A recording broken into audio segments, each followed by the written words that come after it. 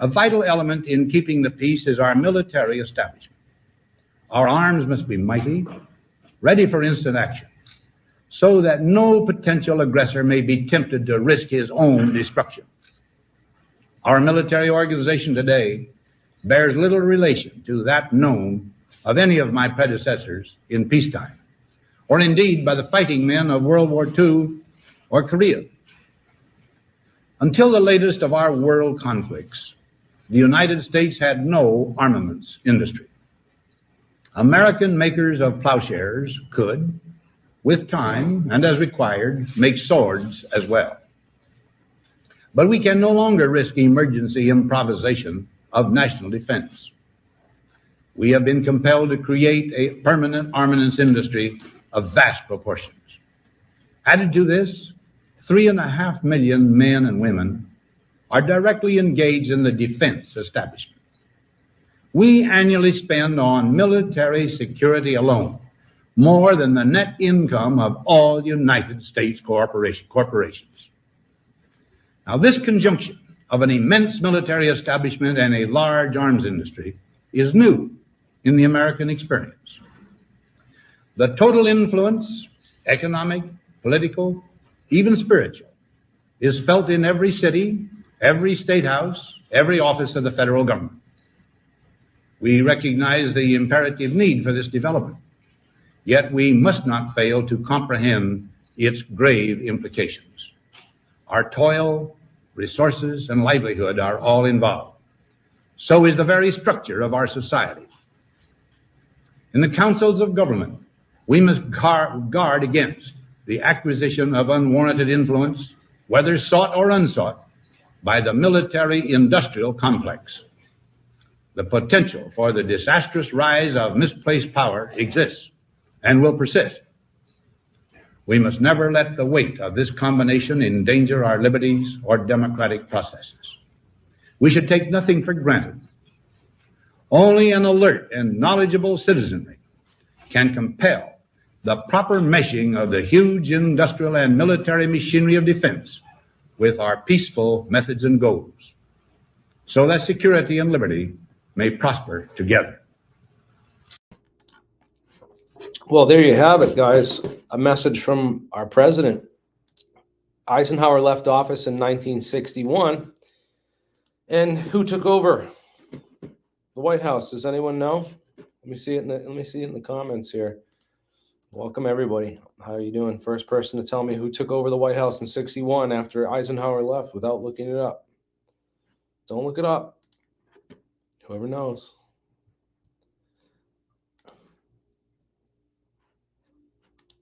Yes, that's correct. It was JFK. You are absolutely right. And that was also a test of the delay time in the YouTube browser to see, what kind of delay there is on this whole,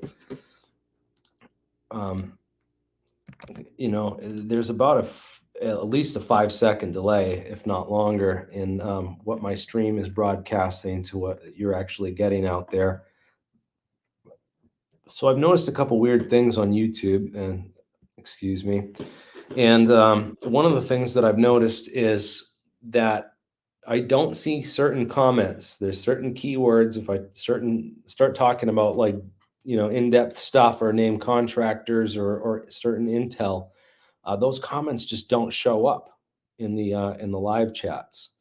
So if I'm not seeing your comments and you're typing about stuff, it's probably I think that the live chats are actually censored. So just do a test, everyone, right now, and I just want to test a couple of keywords. It might work if I type them, but yeah, just type in random contractors' names and type information and stuff and see if it shows up. I see some of these contractors and stuff, but I've been getting weird stuff like certain keywords, like when you start talking about this or use it in a sentence, it will just not show up. Like maybe it's okay if you do it, but if it's not in context, it's all right. No, not at all, man. Everything's fucked up. But We're going to talk about the government's all fucked up, man. I mean, this has been going on since that was 61.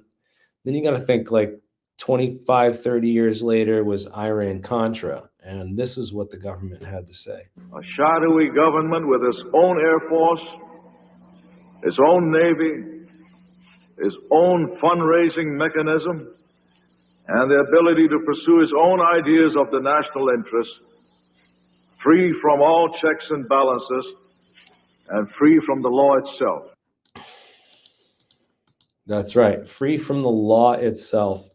Yeah, they deal drugs, they kill people, they leave dead kids on the train tracks to get their bodies mutilated so they can say, oh, they were hit by a train and they were on drugs. They must have overdosed on the train tracks. And yeah, they do crazy shit. That was the called Troopergate, if you look that up. Troopergate. I don't know if there's any videos on that, but yeah, it's weird when you search for stuff on YouTube. A lot of the crap videos and a lot of the disinformation stuff shows up at the top, and you really have to scroll to find like the good videos, especially on certain topics and stuff. So recently, as everyone knows, my YouTube channel has 115,000 subscribers, and I was stuck at 99,000 subscribers here on YouTube for a while until I got on Tim Pool. And then I got on Tim Pool, and it finally, after a good delay, boosted me over. And then it went right up almost up to 109,000, and then it got kind of stuck there again. And then now it's stuck again at 100. This weird number of 115,000 subscribers, and it seems like I keep hitting these shadow ban roadblocks and stuff. I went and petitioned to YouTube and said, hey, you guys mind taking a look at my channel and see what's going on. I haven't, promoted medical misinformation. I wasn't, spreading bullshit about the COVID narrative. All my predictions about COVID were pretty much correct. I was just, if you look back at the history of it, I said it was a bioweapon that was made at a bioweapons research lab and was faultily released. I also said that it was, racist to suggest that it came from pangolin meat or bat soup, and that it was much more likely that it came from a bioweapons research lab leak. And it turns out I was right on that. I never spread, false information about the dangerousness or the, and I just said people should make their own decisions before trusting the science. And that science, I mentioned a couple things about science when Fauci was really saying that, oh, I am the science. Don't listen to anyone else and only listen to, the government. And the government's narrative is the only one you should listen to with regards to any information that you're getting about this subject. And that's just wrong. And I pointed out the flaws with that and why that's not right. And it's a violation of people's First Amendment rights and freedom of speech to infringe on that. And I've never encouraged calls to action against, anyone. I've never done anything bad with this channel. We've been pretty good about just pointing out I stay pretty neutral on YouTube because I know of the terms of service and stuff.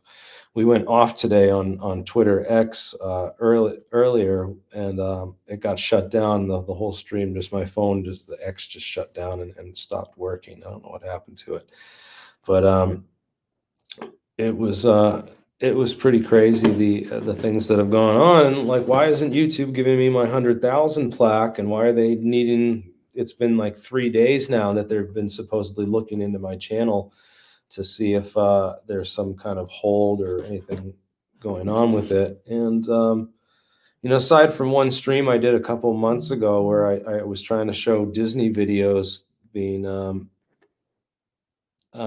involved with some stuff in Disney videos, they blocked that video. But I don't know. There's nothing really that my channel's has done, that's wrong in terms of violations. I've been pretty neutral here and good at with the information. So I wonder what it could be. A shadowy Why doesn't this load, dude? All right, that might be it. I want to play this video for you guys real quick.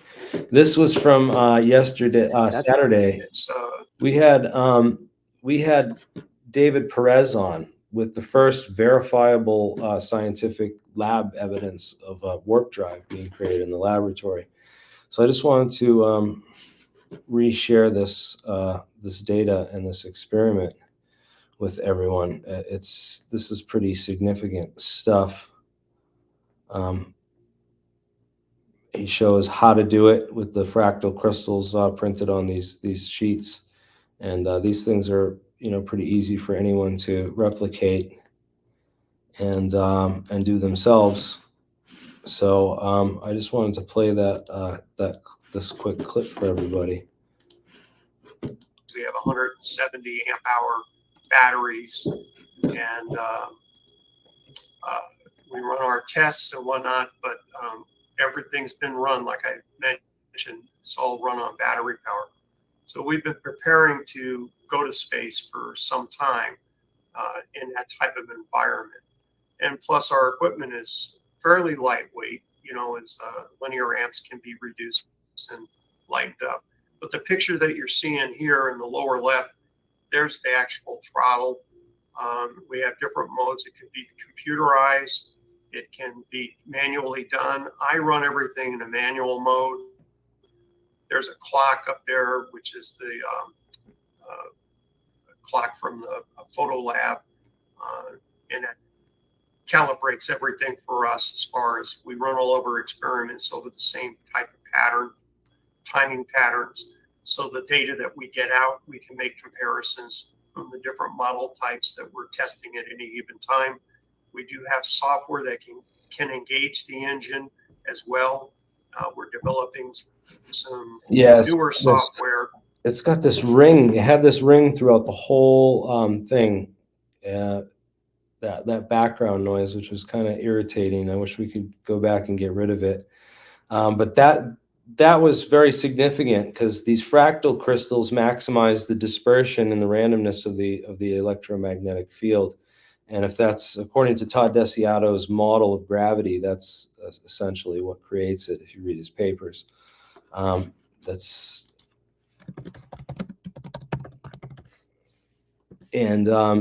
was on the panel with Sal Pays and a number of he's been on a number of other APEC conferences. If you go look him up.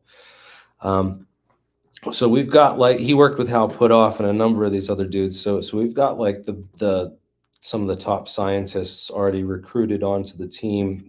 We've put together this APEC conference where we've been interviewing these scientists and getting Todd's super smart, man, and we're getting guys like Charles Bueller, who a NASA scientist who worked on this lab since 1998, dude. That's like 25 years he worked on this lab at NASA.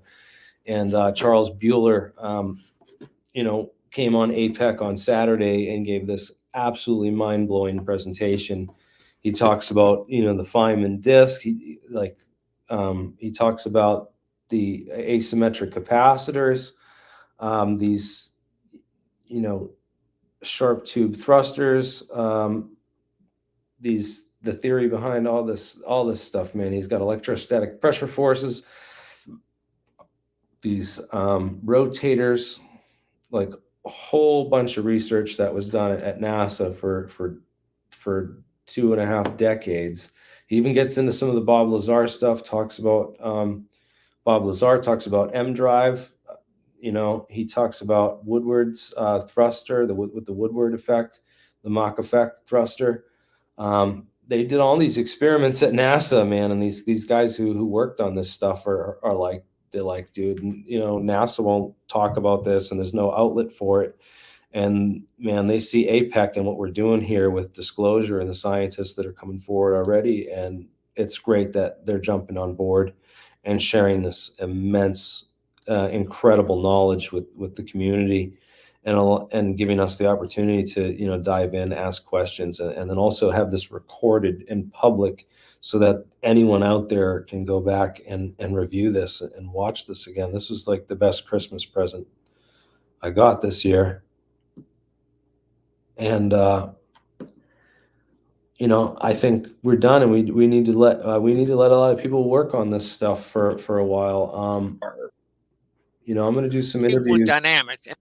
I'm gonna do some interviews coming up here in 2024, but I really want to back off the YouTube stuff after disclosure number I think 10 on New Year's.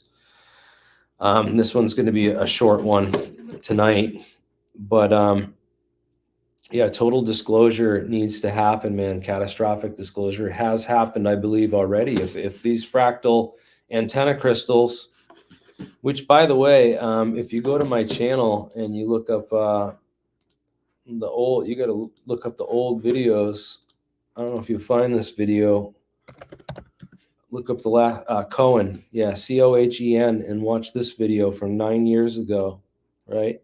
Fractal material antennas and resonance to new. This guy gave a presentation on this 9 years ago. Said he had a whole bunch of DoD contracts back then, was working on it. He's the first company that cloaked someone at microwave frequencies, not optical frequencies. I don't know if they've done that yet. At least it's not been reported or shown yet. But he at least showed that the first cloaking that they did at microwave frequencies. And if he's right, his company is definitely worth looking into. If David Perez is correct with his stuff, man, this is amazing research. If we can pump fractal antennas, we might be able to create warp drives.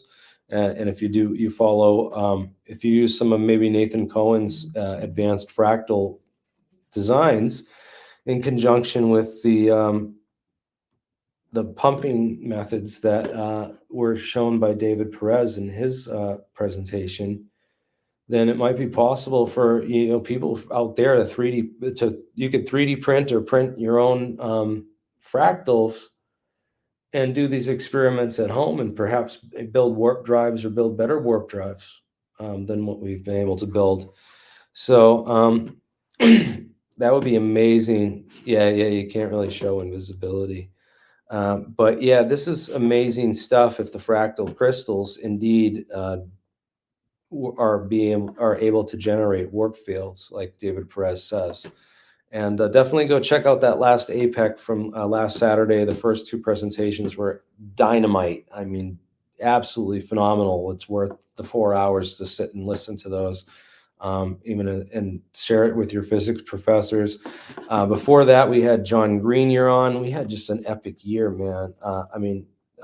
Bob Greenier. If you look up, you have to go to my channel and search for these. So Bob Green. He's the guy that's the Martin Fleischmann Memorial Project. That was last catastrophic disclosure number 7.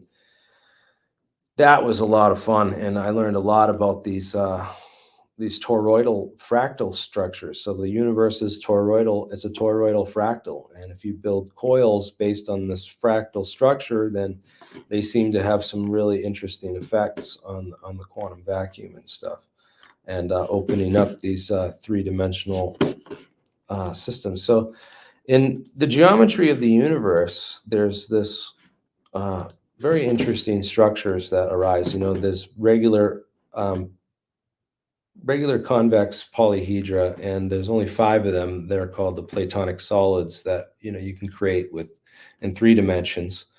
But if you take these same rules and start applying them to, you know, more dimensions and stuff, you get a whole bunch of mathematics out of this whole business, and it's called polyhedral combinatorics.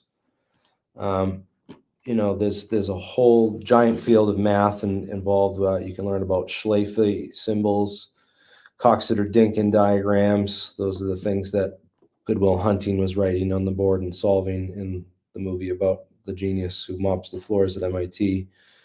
These symmetry point groups, dual polygons, you know, a lot of crazy math comes out of studying this stuff. And when you take it to this high level of group theory and understanding all the structures, and you get this. Eventually, you get to this exceptionally simple Lie groups, where you get to this E8 Lie group, which very much is similar to the interactions that we see in particle physics and whatnot. So,